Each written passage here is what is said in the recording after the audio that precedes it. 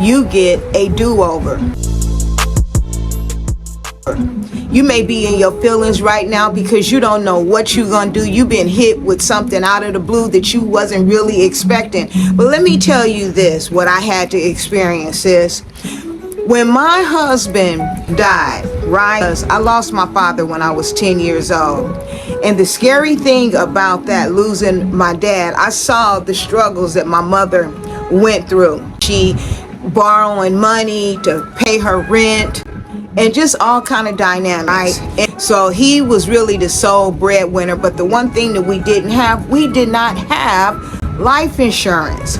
And matter of fact, people really didn't talk about life insurance. So it was his sister that paid for his funeral arrangements, right? My mother didn't have any money to chip in.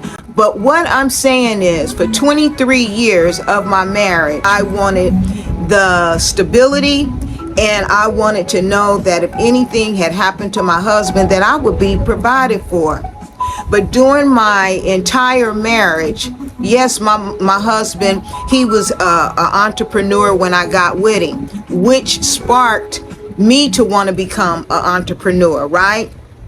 And so he and I partnered up, and a gift that God had gave me is being a hairstylist. My mother had tried to get me to go to school to get my credentials to become a hairstylist. My grandmother was a hairstylist.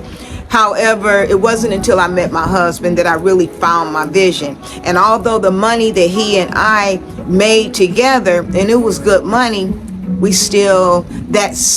that one thing that was in the back of my mind, that if he left, would I be able to take care of myself? So out of nowhere, when this brother passed away, right, I wasn't prepared. I had a little tiny insurance policy, and the thing that scared me the most from a 10-year-old girl came and sat right on my bed.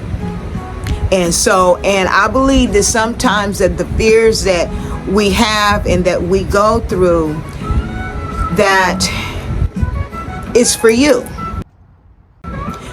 And God is using you, and you got to go through the whole thing because it's going to be a blessing to someone else. Now, I know that I still ran after the day he died, and the reality hit me that the fear that I had came to surface. You whisper softly in my ear, have no fear, for I